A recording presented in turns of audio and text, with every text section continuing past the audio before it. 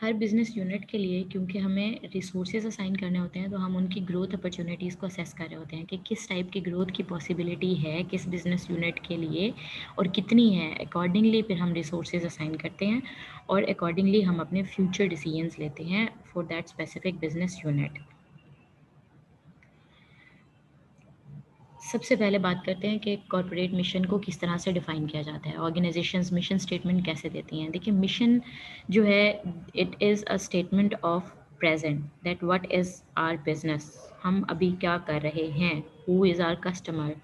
Who is of value to the customer? And what should our business be? What will our business be? ये जो questions हैं, जब हम इन questions को answer करते हैं तो जो स्टेटमेंट हमारे सामने बनेगी वो हमारी कॉर्पोरेट मिशन स्टेटमेंट होगी। Mission statement deals with present that what we are doing right now. Business mission statement को देने के लिए आप देखें तो आपके पास दो ओरिएंटेशंस हो सकती हैं। एक ओरिएंटेशन होगी जिसको हम कहते हैं product orientation of mission statement और दूसरी को हम कहते हैं market orientation of business statement. अगर तो मिशन स्टेटमेंट बनाते वक्त we are too much focused on our own products on our own offerings, then it would be a product based or product oriented mission statement. For example अगर आप बात करें standard oil की और वो उनकी प्रोडक्ट बेस्ड अगर mission statement की बात करें और वो अगर वो कहें दैट वी सेल गैसोलीन, तो which means it is a product based और प्रोडक्ट ओरिएंटेड मिशन स्टेटमेंट। लेकिन अगर वो मार्केट ओरिएंटेड मिशन स्टेटमेंट दें then they would be not they would be focusing on the service, on the need, on the idea. Customer focused होगी तो वो market focused होगी। Like अगर standard oil जो है वो अपने mission statement में if they say that we supply energy, which means they are focusing on the consumer need, they are focusing on the service they are fulfilling or on the need they are fulfilling।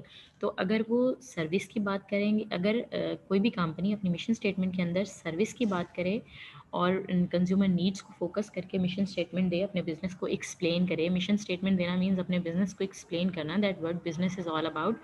तो अगर वो market based है और consumer focused है then it would be focusing on needs, consumer needs. But if our business statement is product focused then it would be focusing on our own offerings कि हम क्या produce कर रहे हैं, हम क्या ऑफर कर रहे हैं। And it is always preferred, it is encouraged to have a market based and to have consumer focused mission statement for the organizations, क्योंकि उसमें बहुत ज़्यादा मार्जिन होता है। इफ़ स्टैंडर्ड ऑयल से दैट वी सप्लाई एनर्जी, तो उसमें वो गैसोलीन के अलावा हज़ारों प्रोडक्ट्स इन फ्यूचर ऑफर कर सकते हैं और उनकी मिशन स्टेटमेंट जो है वो इन द लॉन्ग रन उनके हर तरह के बिजनेस को कवर करे होगी। लेकिन अगर सिर्फ गैसोलीन वाला एक प्रोडक्ट अगर हम अभी ऑफ़र करें और हमने उसी एक प्रोडक्ट को बेस करके अपनी दे दी है मिशन स्टेटमेंट, तो इन फ्यूचर फिर हम कोई और प्रोडक्ट ऑफ़र नहीं कर सकते। अगर हम ऑफ़र करेंगे तो फिर हमें अपनी मिशन स्टेटमेंट चेंज करनी पड़ेगी and it is not very appreciated और it is not very much encouraged कि आप डेली बेसिस पे या आप मंथली बेसिस पे या आप फ्रीक्वेंटली अपने मिशन स्टेटमेंट को चेंज करें, क्योंकि मिशन स्टेटमेंट जो है वो आपके स्टेक होल्डर्स उसके साथ बहुत ज़्यादा कंसर्न्ड होते हैं। They came to know about your business activities with the help of your mission statement. So good mission statement should be focused on a limited number of goals, test the company's major policies and values, should define the major competitive spheres within which the company will operate, take a long-term view, are as short, memorable and meaningful as possible. मैंने अभी आपको सब चीज़ें बताई हैं. Now let me move on towards the next activity. After setting a mission statement at the corporate level planning, the second task is to establish the strategic business units. सबसे पहले देखते हैं स्ट्रेटजिक बिजनेस यूनिट या SBU क्या होता है। SBU is a single business और collection of related businesses, यानी एक बिजनेस भी हो सकता है और रिलेटेड बिजनेसेस मिल के भी एक बिजनेस यूनिट बना सकते हैं। It has its own set of competitors, has a leader responsible for strategic planning and profitability. With example अगर मैं आपको एक्सप्लेन करूं तो हम नेस्ले को लेते हैं। अभी मैंने आपको बताया कि they are in a water business as well as they are in a dairy business. तो अगर क्या उनका डेयरी बिजनेस जो है it is a separate strategic business unit and water business is a separate strategic business unit, किस base पर decide होगा? अगर it is a business, single business or a related business, it has its own set of competitors, and you can see that for their dairy products, Nestle have different competitors, and for the water business obviously they are having different competitors की type change हो जाती है, competitors की nature change हो जाती है, competition की situation change हो जाती है, मार्केट के अंदर आपकी पोजीशन चेंज हो जाती है इन ईच बिजनेस यूनिट। यानी ओवरऑल कॉर्पोरेट लेवल पे though it is a Nestle, but within Nestle for each business unit they have their own competitive position, और हर एक के लिए they have their own separate management, एक उनके लिए एक रिस्पॉन्सिबल लीडर है, and they are having different planning and profitability, strategically they are decide planning separately, and profitability ratios जो हैं या profitability management जो है वो हर business unit की अलग हो रही होती है। तो ये क्यों किया जाता है within organisations? Because it is easy to handle. जब आपको पता है कि आपकी बिजनेसेस डिफरेंट टाइप के हैं, आपकी ऑफरिंग्स डिफरेंट टाइप की हैं, तो although you are using same corporation name, but under that corporation you can have different units, और उन units को मैनेज करना स्पेसिफिकेशंस के साथ ज़्यादा इजी होता है, ज़्यादा टारगेटेड होता है, और फोकस्ड होने की वजह से आपकी प्रॉफिटेबिलिटी बढ़ जाती है। अब once you have design your strategic business units, now it is a task to assign the resources to those strategic business units। SBUs को resources assign करने हैं, उसके लिए आप management decide how to allocate corporate resources to each SBU। दो तरह के काम करने होते हैं, एक हमें पोर्टफोलियो प्लानिंग मॉडल बनाना होता है, दूसरा शेयर होल्डर और मार्केट वैल्यू एनालिसिस करना होता है। सबसे पहले आप क्या करेंगे कि आप असेस कर लेंगे कि कौन सा बिज़नेस यूनिट कितना प्रॉफिटेबल है, कितनी सेल्स हो रही हैं, और कितने सेल्स के चांसेस इन फ्यूचर ज़्यादा हैं, कितनी प्लानिंग की हुई है और कितनी इस वक्त हो रही है।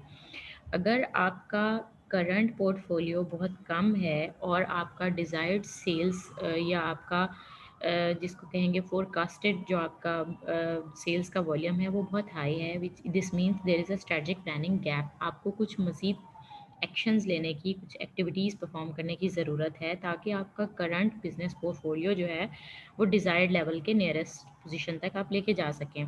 उसके लिए पॉसिबिलिटी है कि किसी किस्म की इंटेंसिव ग्रोथ अपॉर्चुनिटीज़ मौजूद हैं, and you need to identify them, and you need to avail them. Growth opportunities किसको कहते हैं? जो मार्केट में मौजूद होती है और आपको अवेल करनी पड़ती है। उसके लिए आप क्या करते हैं? आप स्ट्रैटेजी बनाते हैं। इंटेंसिव ग्रोथ अपॉर्चुनिटी क्या होती है? देखिए, ये 3-4 तरह के एक्शंस हम परफॉर्म कर सकते हैं, वन बाय वन हम देख लेते हैं कि कौन-कौन सी होती है। इंटेंसिव ग्रोथ हो सकती है, इंटीग्रेटिव ग्रोथ अपॉर्चुनिटी हो सकती है मार्केट के अंदर, या फिर हो सकता है कि डाइवर्सिफिकेशन की अपॉर्चुनिटीज़ मौजूद हों, या डाउनसाइजिंग और डाइवेस्टिंग ऑफ ओल्डर बिजनेसेस में भी रिक्वायर्ड। सबसे पहले बात करते हैं इंटेंसिव ग्रोथ की। इंटेंसिव ग्रोथ में corporate management should first review opportunities for improving existing businesses.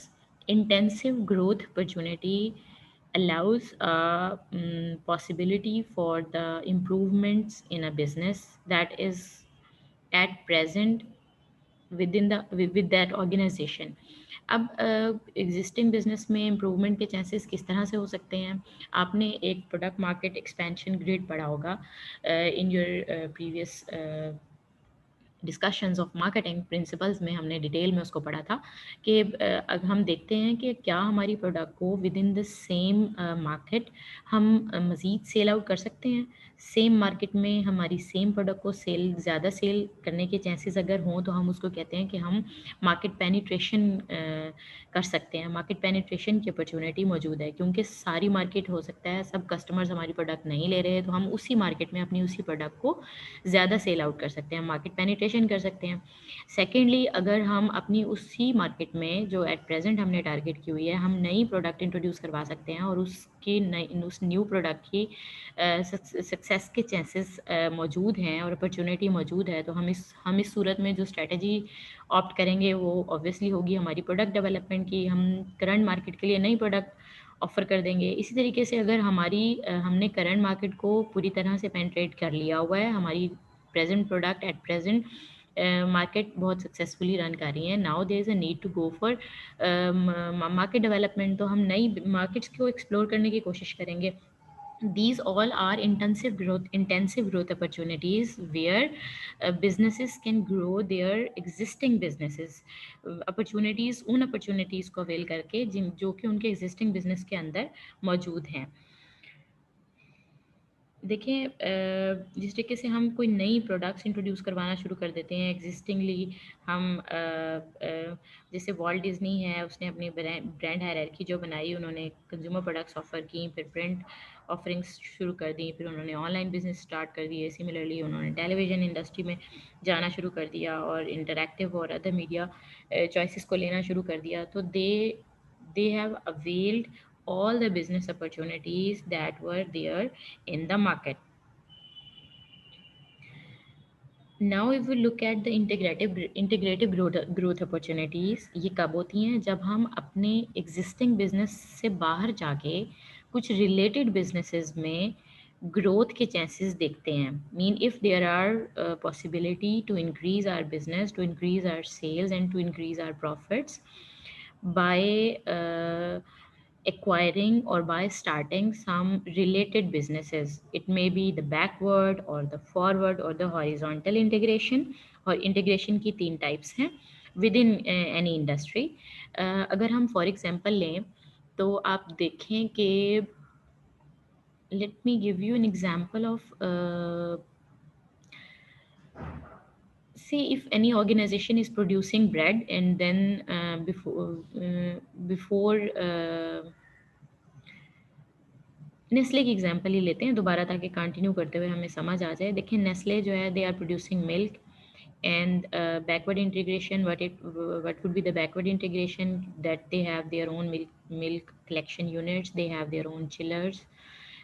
Those milk collection units are having their integration with the farmers जो कि और द फार्म ओनर्स जो जो उनके पास काउज हैं, जिनके पास एनिमल्स हैं, जहाँ से वो मिल्क कलेक्ट करते हैं।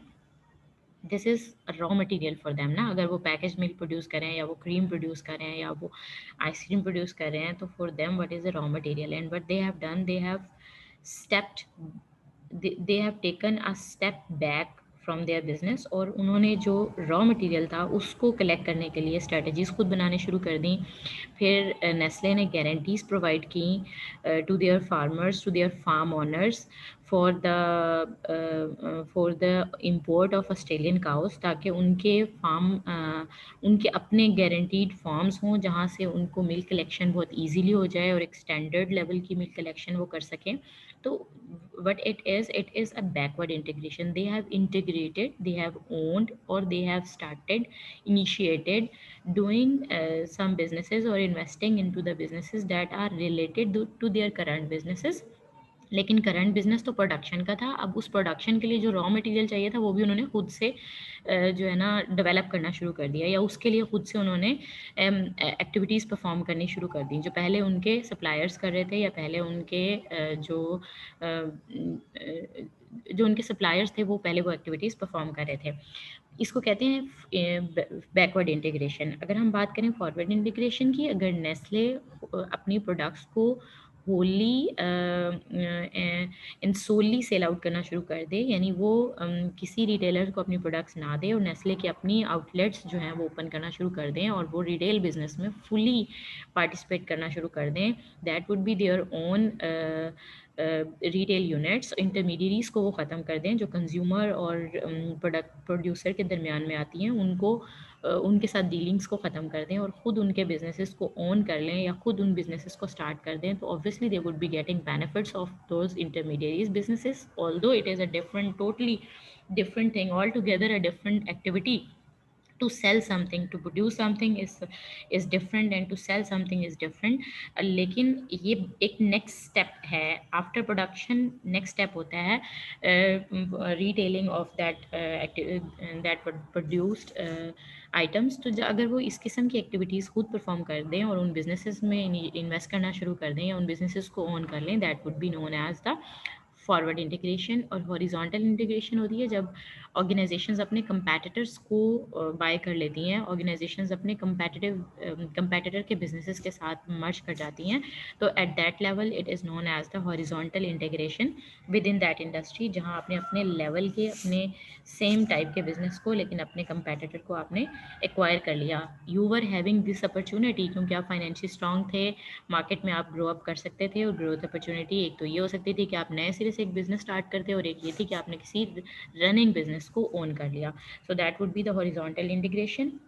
हम बात कर रहे हैं अपॉर्चुनिटीज़ की, और साथ साथ बात कर रहे हैं हम स्ट्रेटजीज़ की। लाइक अगर अपॉर्चुनिटी है कि बैकवर्ड इंटीग्रेशन की जा सकती है, किसी सप्लायर के बिजनेस को ओन किया जा सकता है, सपोर्ट किया जा सकता है, उसमें इन्वेस्ट किया जा सकता है, if there is this opportunity, तो जो हम स्ट्रेटजी ऑप्ट करेंगे that would be backward integration strategy. Lastly जो हमारे पास ग्रोथ अपॉर्चुनिटी होती है, इसको हम कहते हैं diversification growth. Diversification growth makes sense when good opportunities exist outside the present businesses. पहले हमने बात की थी with in the existing business, फिर हमने बात की थी with in the related business. With in the same business हमारी जो ग्रोथ अपॉर्चुनिटीज़ होती हैं उनको हम इंटेंसिव ग्रोथ अपॉर्चुनिटीज़ कहते हैं। विद इन रिलेटेड बिजनेसेस जो ग्रोथ अपॉर्चुनिटीज़ होती हैं उनको हम इंटीग्रेटेड ग्रोथ अपॉर्चुनिटीज़ कहते हैं। और within beyond the existing businesses और आउटसाइड द प्रेजेंट बिजनेसेस जो अपॉर्चुनिटीज़ हमारे पास अवेलेबल होती हैं उनको हम कहते हैं डाइवर्सिफिकेशन ग्रोथ अपॉर्चुनिटीज़ और डाइवर्सिफिकेशन अपॉर्चुनिटीज़। तो डाइवर्सिफाई करने के लिए आपको क्या देखना है? If the industry is highly attractive and the company has the right mix of business strengths to succeed, आपने ये देखना है कि जिस बिजनेस की तरफ आप जा रहे हैं it should be the attractive business, highly attractive business, और आपके पास being a company, being a corporation, आपके पास भी वो सब स्ट्रेंथ्स होनी चाहिए कि आप जिस नए बिजनेस में जंप इन करना चाह रहे हैं, डाइवर्सिफाई करना चाह रहे हैं अपने करंट पोर्टफोलियो को, आप उसमें सक्सेसफुल हो सकें, आपके पास वो सब स्ट्रेंथ्स होनी चाहिए। अच्छा जी, ये तो थी हमारे पास growth opportunities. And if we are unable to grow in some units, or some of our units or some of our products or some of our businesses are not performing well, then it is the responsibility of the corporations to timely decide about the downsizing or divesting the older businesses। जैसे होता है ना वो हमने पढ़ा है जो एक प्रोडक्ट का लाइफ टाइम होता है, प्रोडक्ट लाइफ लाइन हमने पढ़ी है, उसमें जब मेच्योरिटी पे आ जाता है तो उसको प्रोलॉन्ग करना होता है। प्रोलॉन्ग करने के लिए हम पीछे वाली सारी स्ट्रेटजीज ऑप्ट करते हैं, but there comes a stage जहाँ पर कि हम नहीं प्रोलॉन्ग कर सकते मेच्योरिटी स्टेज को, और हमारी उस प्रोडक्ट की लाइफ टाइम जो है वो डिक्लाइन की तरफ जाना शुरू हो जाती है। तो बेस्ट स्ट्रैटेजीज़ वो होती हैं जो डिक्लाइन से बचाएं अपने बिजनेसेस को, और ख़ुद से ही डाउनसाइजिंग या डाइवेस्टिंग की स्ट्रैटेजीज़ को ऑप्ट कर लें, यानी ख़ुद से ही अपने बिजनेसेस उस बिज़नेस को ख़त्म कर दें और पैरेलल में कोई नया बिज़नेस स्टार्ट कर दें। Companies must carefully prune, harvest, or divest tired old businesses to release needed resources for other uses and reduce cost. Obviously, कुछ ऐसे business units होते हैं जिसमें further improvement के chances बहुत कम होते हैं, जिसमें consumer needs satisfy करने की possibility बहुत कम होती है in future, जिसमें आपका मार्केट शेयर बहुत ज़्यादा गिर जाता है और वो सिर्फ आपके लिए कॉस्ट बन जाते हैं। तो आपको ऐसे बिजनेस यूनिट्स को या इन ऐसी प्रोडक्ट्स को बंद करना चाहिए, ग्रेजुअली बंद करना चाहिए। आप उसके कुछ पार्ट्स को सेल कर देते हैं, आप या फिर आप टोटल बिजनेस जो है वो उसको क्लोज करके पैरेलल में अपने किसी न्यू बिजनेस के ऊपर अपनी इन्वेस्टमेंट का रुख कर लेते हैं, ताकि आप स्ट्रेटेजिकली जो है ना वो स्ट्रांग रहें और आपकी प्रॉफिटेबिलिटी का मार्जिन जो है वो डाउन ना हो, क्योंकि आप डिक्लाइन की तरफ ना जाएं। तो timely planning of down sizing और मैनेजिंग ऑफ older businesses जो है, this is the responsibility of the corporations. In our coming classes, we'll move on towards the organization and organizational cultures, and we will learn some of the business unit level plannings. Thanks for now.